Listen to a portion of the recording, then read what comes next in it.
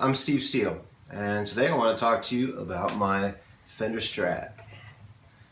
I've owned this Strat for a long time. I think I got it like about 10, 12 years ago. Alright, it's a 60s style, rosewood neck, and I'm about to make a lot of changes to it. And I'm going to show you guys everything I do to the guitar as I do it. It's going to be one thing at a time.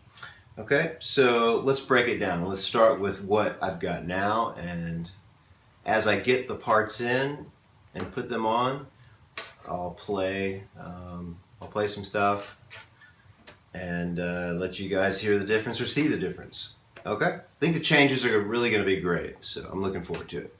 All right, so let's check this out. Okay, so let's take a look at this guitar. It's an alder body. It's got a metallic plum finish. I'm not sure what the color is, but it's kind of a reddish purple. It's an interesting color. I've seen Fender's finishes like this, but not quite the same finish, so it's kind of unique. Right now I've got the David Gilmour EMG set in here. And at first I liked it a lot, actually. I like first of all, it's dead quiet. I play through a Bogner Ecstasy, so I've got a clean channel, a crunch channel, and a high gain channel. And a Strat really needs to be quiet. And these pickups are super quiet. And I like the tone controls. This one is like a mid scoop. It boosts the bass and treble and scoops the mid a little bit. And it's great on clean channels. It really makes the guitar chimey. And this is a mid boost, which makes this pickup sound more like a humbucker. It never really worked for me. I don't use it that much. I used to add a little bit of mids. So on these controls, if you ever use these pickups, just be careful. Don't go up above 5 or it gets crazy. Something like that. Up above 5 or so it gets crazy. Okay, so that's that. It's the American Standard bridge, right? And here's the back. So it's all the original stuff, new springs, I guess.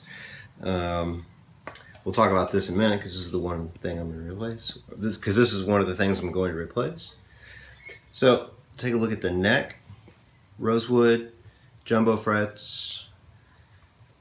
I've got a graphite nut and string trees.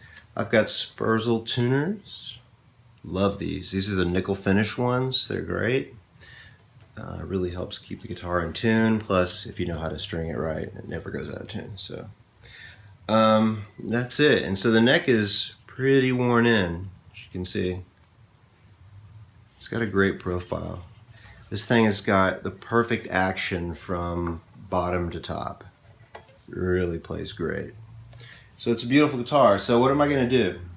Well, first, I'm going to replace the bridge. I ordered the killer trim from Killer Guitar Components. And what Rick is going to do, slightly different, is it's going to replace this. There's going to be brass saddles. But instead of the typical arm, I asked him to do a Floyd arm. So it's a thicker arm, and it's longer too. So a Floyd arm is going to screw into this.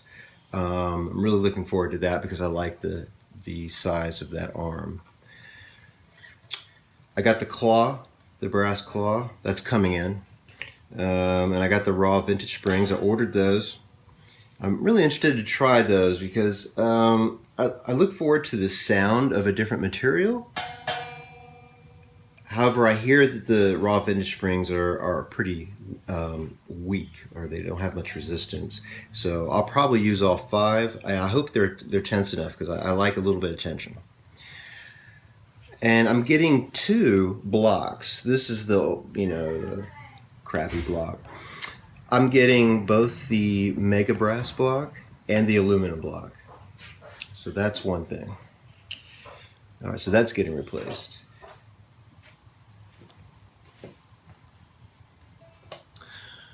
Okay, number 2, the pickups.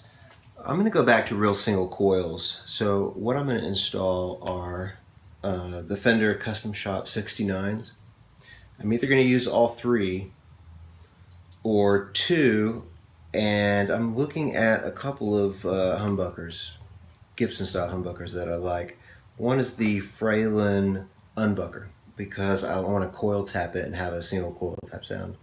I'm also looking at the Seymour Duncan 78. Just depends on how much output I want. Noiseless. To keep the Fender ones noiseless, I have a friend who actually is a student of mine who makes noiseless systems. So he makes like dummy coils and all that kind of stuff. He's really good at some stuff. He makes a good sustainer too. It's really original. Hopefully he'll sell that stuff someday. So that's what I'm going to do with the pickups, and I'm going to do it one thing at a time. I'm getting the claw and the springs in next week. Then I'm going to get the bridge in probably 2 or 3 weeks, and I'll be getting the pickups right after that. And so I'm going to make a video each time I add something, and we'll see how the sound changes, and I'll record it through my amp and everything. So this is the guitar today. If you're wondering why I keep this on here, it does something really special that I can't tell you about. It's decorative. Okay, that's it. If you have any questions about the guitar. Oh, the third thing. The third thing that I might do. Notice I'm knocking on the wood here. This guitar is kind of dark sounding. This guitar, the tone of it is a little on the dark side.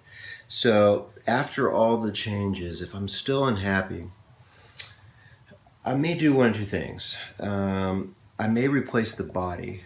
I'm thinking about an Eric Johnson signature model body because they use the really lightweight alder, so like the 3.5 pound type alder.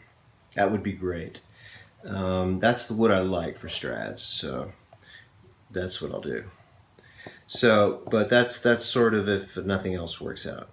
So I got a question for you guys. Right now I've got a white pickguard with white pickups, white knobs.